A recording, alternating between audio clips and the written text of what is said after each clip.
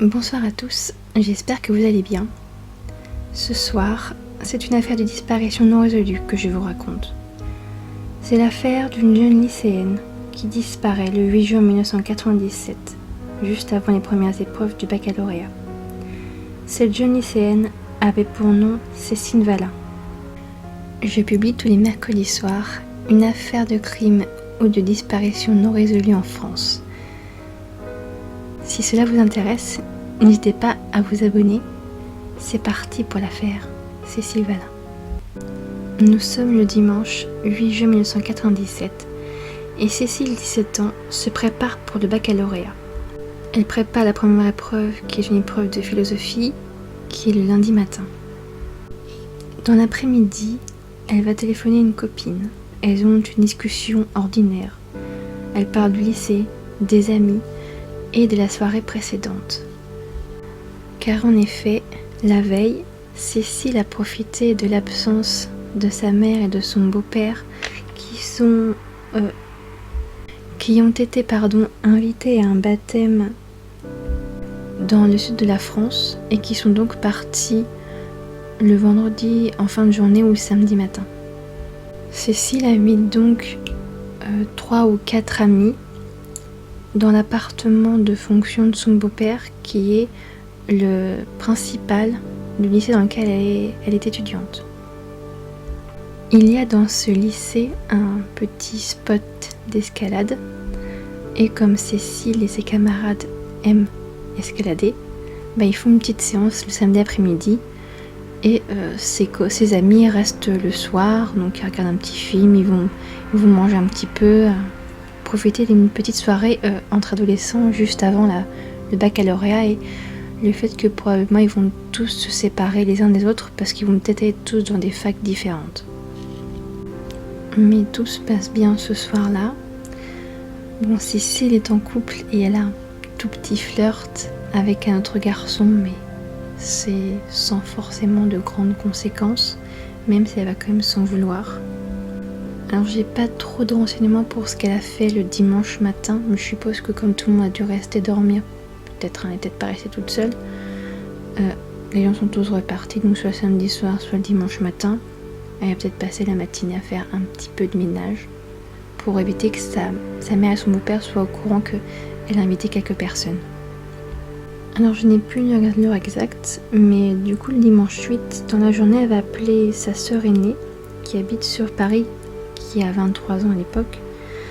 Mais malheureusement elle n'est pas là et Cécile ne va pas laisser de message. Enfin si elle laisse un message, pardon. Donc il va être très ordinaire et calme. Donc il n'y avait pas de prélude à sa disparition. Et c'est à 17h18 précise qu'elle va appeler son père pour lui dire ce qu'elle avait fait le samedi soir, qu'elle s'en veut parce qu'elle n'a pas demandé la permission, qu'elle n'est pas sûre que sa mère et son beau-père vont bien prendre le fait qu'elle a invité quelques personnes pour passer la soirée. Et surtout qu'elle n'a peut-être pas forcément révisé du coup. Mais son papa va la rassurer. Du coup, elle va dire qu'elle va quand même parler à sa mère et à son beau-père. Puis elle verra bien quelles conséquences il y aura en fait. Et à 17h30, elle dira à son père qu'elle va partir faire ses révisions pour l'épreuve de philosophie du lundi matin. Et c'est un peu plus tard, donc autour de 18h30, que des gens vont voir Cécile, seule sur la route, juste vêtue d'un jean et d'un t-shirt.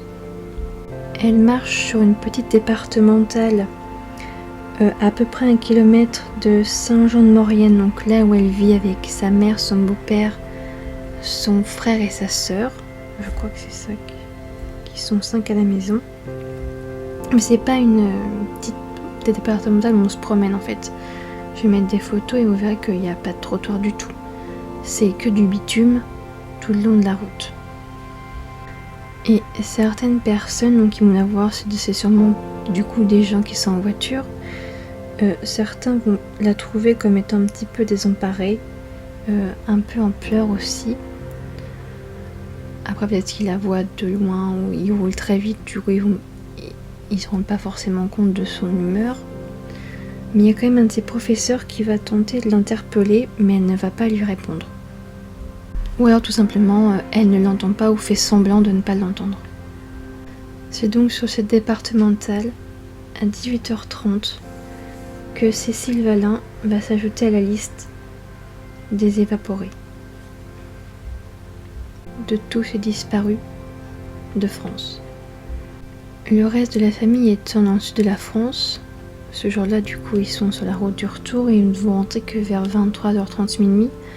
Et c'est donc à cette heure-ci qu'ils vont s'apercevoir que Cécile n'est pas à la maison.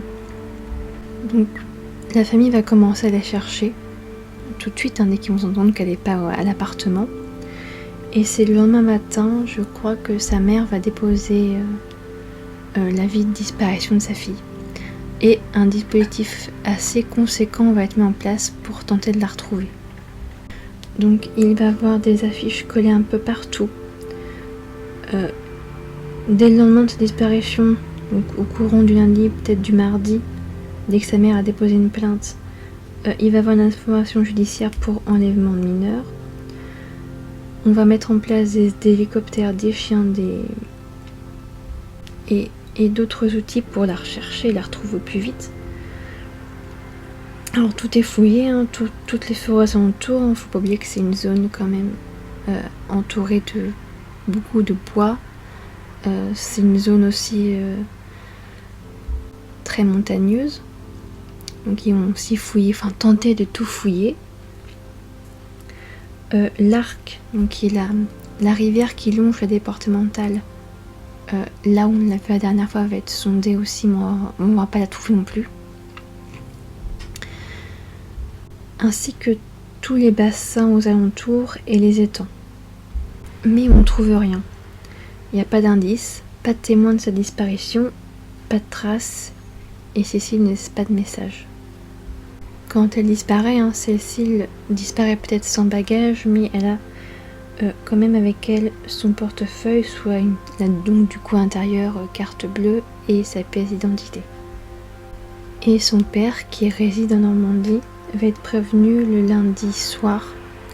Donc la mère va lui dire qu'il y a les gendarmes dans la maison parce que Cécile a disparu, mais au début il s'inquiète pas trop. Il pense simplement qu'elle fait une petite fugue, elle est simplement partie et qu'elle va revenir. Alors bien sûr, les hypothèses commencent par toutes les mêmes, c'est la fugue, mais elle n'est pas de ce tempérament-là, puis elle avait l'air d'aller très bien, elle se préparait bien pour le bac, elle savait ce qu'elle voulait faire plus tard, elle voulait être prof de sport, je crois. Ensuite, il y a l'hypothèse du suicide, mais on n'en trouve pas de corps. Donc aucune raison de mettre fin à ses jours. Si elle avait fuyé, il y aurait eu des mouvements sur sa carte bleue étant donné qu'elle l'avait sur elle quand elle a disparu, et il n'y a aucun mouvement bancaire. Ensuite, comme les gendarmes ont appris qu'elle avait fait une petite soirée le samedi juste avant sa disparition, ils vont enquêter sur toutes les personnes qu'elle a rencontrées ce samedi-là et courant le dimanche, parce que je crois qu'elle va rencontrer d'autres personnes, comme je crois par exemple qu'elle va revoir le garçon avec qui elle a flirté samedi soir. Mais ils sont tous mis hors de cause. Ils avaient tous, je crois me souvenir, des alibis solides. Donc voilà, personne n'est impliqué dans sa disparition. En tout cas pas eux. Alors bien sûr, la thèse du prédateur en série intéresse aussi et inquiète les enquêteurs. Une personne au volant d'un van couleur gris métallisé, immatriculé à Toulouse, un véhicule quand même assez moderne, les vitres sont teintées en noir et tout pour pas qu'on voit l'intérieur du véhicule par exemple, a tapé dans l'œil de beaucoup de personnes dans le village. La police, les gendarmes vont rechercher les vannes dans toute la France, mais sans succès. Alors bien sûr la piste Michel Fourniret est abordée. On a fait, je pense, des prélèvements ADN sur les affaires de Cécile pour les comparer à celles du Matelin quand il s'est fait arrêter en 2003.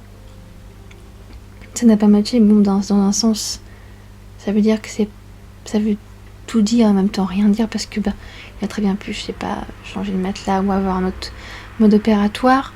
Mais je crois qu'à l'époque de sa disparition en 97, il vivait au château de Sautou.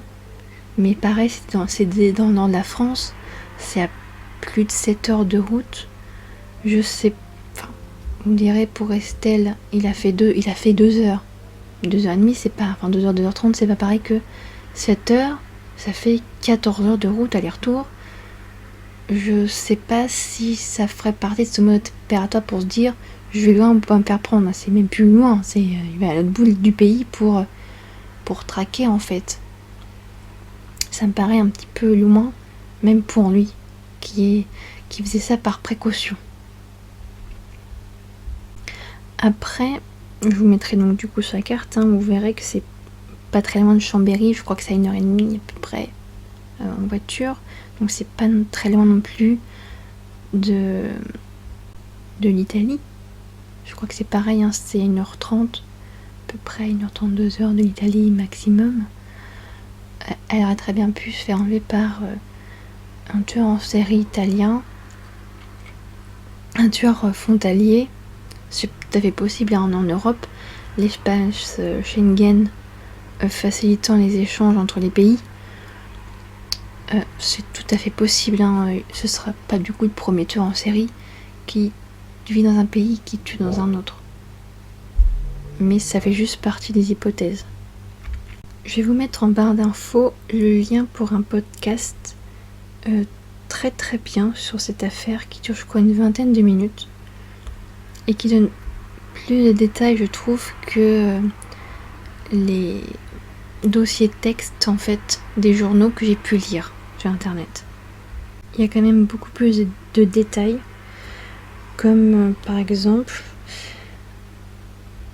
il y aurait eu un témoin qui dit avoir vu une Peugeot 205 rouge immatriculée à Turin, du coup en Italie, le nord de l'Italie je crois. Mais l'Italie n'a pas été très coopérative. Si ça vous rappelle pas une affaire particulière, je mettrai la photo de la victime, puis vous me direz ah bah oui, c'est pareil. C'est passé la même chose, ils n'étaient pas très coopératifs. Ensuite, il y a eu la piste, vraiment plus tard, plusieurs années plus tard, d'un médecin donc de Saint-Jean, par là où vivait Cécile, qui était obsédé par le cas. En fait, quand il est décédé, donc je me souviens plus avoir entendu la date de l'année de son décès sur le podcast. Mais si vous voulez l'entendre, je vous mettrai en barre d'infos de toute façon. Il était obsédé par le cas au point que je pense que c'est ses proches, quand ils ont vidé la maison, ont retrouvé une boîte avec tous les articles qui paraissent du cas de la disparition de Cécile. Après, on peut se dire, ça l'intéressait parce que c'est une affaire de disparition et je crois que c'est la seule affaire de 97 qui n'a pas été résolue. Enquête de disparition, moi je parle pas de crime. En France, donc peut-être que ça l'intéressait pour ça. Chose étrange, c'est qu'en général, quand on est intéressé par ces affaires de disparition, de choses non résolues, on a pléthore d'articles sur plein d'autres personnes et lui n'avait que Cécile. Donc ça pose question. Et je crois aussi me souvenir que dans son garage, il y avait un véhicule rouge, mais c'était une Renault. Alors après, je vous dirais, toutes les voitures se ressemblent. Alors, on a très bien pu confondre une Peugeot et une Renault. C'est tout à fait possible. Mais il n'y a pas eu d'enquête. Donc on n'en saura pas plus. C'est-à-dire que Cécile a très bien pu, du coup, être la victime d'une personne qu'elle connaissait. Du médecin, du village dans lequel elle vivait. Donc voilà, 2 thèses s'offrent à nous, c'est l'enlèvement par soit une personne de passage, soit quelqu'un qu'elle connaissait, ou un accident, ce qui est possible. La zone étant très vaste, c'est très compliqué de rechercher un corps. C'est compliqué, parce que je la vois pas disparaître, surtout pour j'avais pas dit une petite histoire d'un petit flirt d'un soir. Je sais pas pourquoi elle aurait disparu. simplement pour ça. J'avais pas donné l'heure à laquelle elle avait appelé sa grande sœur. C'est qu'il vivait à Paris, elle a appelé à 10h du matin. Donc ça a peut-être son importance aussi. Pourquoi elle aurait appelé à 10h du matin un dimanche soir? Elle avait peut-être vraiment passé la nuit avec ses amis, peut-être. Ou alors elle a ruminé toute la nuit sur ce qui s'était passé le samedi soir. Donc il y a beau y avoir aucune piste d'ouverte pour sa disparition, mais en 2008, il y a un géoradar qui va être utilisé pour sonder le sol parce que quand elle a disparu en fait, en face de la départementale, il y avait l'autoroute qui était en construction. Donc ils pensent que peut-être que si quelqu'un s'en est pris à elle, il s'est simplement débarrassé du corps en le jetant dans le béton frais de l'autoroute. Ce qui est possible. Parce qu'elle ne serait pas arrivée par accident. Enfin, je pense que ça ne serait pas arrivé par accident. Donc ils ont sondé l'autoroute. Par contre, je ne sais pas sur combien de kilomètres. Mais en tout cas, ils n'ont rien trouvé malheureusement. Et depuis 2019, c'est l'OCRVP, soit l'Office central de la répression des violences aux personnes, qui traite des affaires complexes et de toutes les cold cases, qui est chargé de l'affaire de la disparition de Cécile Valin. Donc la thèse de l'enlèvement est intéressante, mais le seul problème c'est que ils ont dit dans le podcast que la route par laquelle elle est passée était très très passante. Peut-être même pour un dimanche, il y avait quand même beaucoup de monde qui circulait. Donc je sais pas si un enlèvement aurait été possible. La thèse qui est avancée aussi, c'est peut-être la thèse de la mauvaise rencontre. Ce qui est possible, hein. Une personne a très bien pu lui dire je me suis perdue. Ce serait cool de me guider et tout. Et là il la kidnappe. Mais il y aurait peut-être eu un peu trop de risques que quelqu'un la voit se faire enlever en fait. Je vous mettrai une photo aussi d'une ancienne station-service et je crois me rappeler sur des images de Lina, parce qu'ils en ont quand même parlé en 97 quand elle a disparu, mais ils n'ont pas appuyé sur internet. En tout cas, ma première article que j'ai trouvé date de 98, de août 98. Et cette station-service en fait fonctionnait encore, donc elle a peut-être croisé quelqu'un là-bas, ce qui est tout à fait possible. Quelqu'un qui l'aurait séduite ou qui lui aurait demandé son chemin et qui l'aurait enlevé à ce moment-là en fait. Il lui aurait peut-être demandé de monter dans la voiture pour qu'il la guide et puis en fait il l'aurait enlevé. Mais il n'aurait pas fait 1 million de kilomètres pour s'il l'avait tué pour se débarrasser du corps. Ou alors il a très bien calculé son coup. Mais après il faut se rappeler que Cécile était une jeune femme très sportive.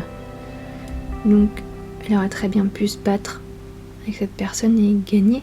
Surtout que la personne était au volant, du coup voilà. Alors on pense assez vite aussi très souvent aux tueurs en série, parce qu'on entend de plus en plus parler. Donc je vais vous donner un petit chiffre. Je vous mettrai quand même les références, pas que je vous dise c'était dans le vide, ça vient du néant ce chiffre, ce pourcentage que j'ai trouvé. C'est pas un truc que j'ai inventé. C'est en France, il y a 13% de tueurs en série. C'est énorme. Alors je sais pas si c'est une estimation ou c'est par rapport à ceux qu'on a attrapés. J'espère que c'est une estimation. Je sais c'est seulement par rapport à ceux qu'on a chopés. Le chiffre est plus gros, du coup. Et dans tout le continent européen, donc je suppose le continent ça va du coup du Portugal jusqu'à la Russie, tout ça. Il y en a 28%, ce qui est énorme. Mais en même temps, c'est un ratio proportionnel à la population générale. C'est-à-dire que plus on est, plus il y en a. C'est logique. Donc vous pensez que le chiffre est haut, mais en fait il est proportionnel à notre nombre. Donc oui, il y a quand même une probabilité qu'elle ait malheureusement croisé un tueur en série actif en 97 et qui ne s'est peut-être pas fait attraper, ou il s'est fait attraper mais on l'a pas relié à sa disparition. Donc voici en résumé l'ensemble des éléments que nous avons pour cette affaire de disparition. Donc j'espère qu'il y en a assez pour que vous puissiez peut-être avoir quelques petites hypothèses en tête. Si vous avez regardé cette vidéo jusqu'à la fin, je vous en remercie. Ça me fait plaisir. J'ai toujours l'impression de faire de l'ASMR quand je parle. Pourtant je parle normalement. J'espère que cette affaire vous a plu. Même si c'est vrai qu'il y a beaucoup d'éléments sans qu'ils mènent à quelque chose. Et il y a aussi beaucoup de pistes qui n'ont pas et qui ne seront peut-être jamais exploitées. Le papa de Cécile a écrit un livre il y a quelques temps. Je ne sais pas encore s'il est en vente, mais je vous mettrai une petite photo, comme ça si vous voulez l'acheter, vous vous renseignez. Je vous mets une petite image sur la vidéo. J'espère que cette vidéo vous a plu. Si c'est le cas, un petit j'aime, un petit commentaire me ferait extrêmement plaisir. Et si vous voulez tous les mercredis soirs avoir une histoire réelle de crime ou de disparition non résolue en France, n'hésitez pas à vous abonner.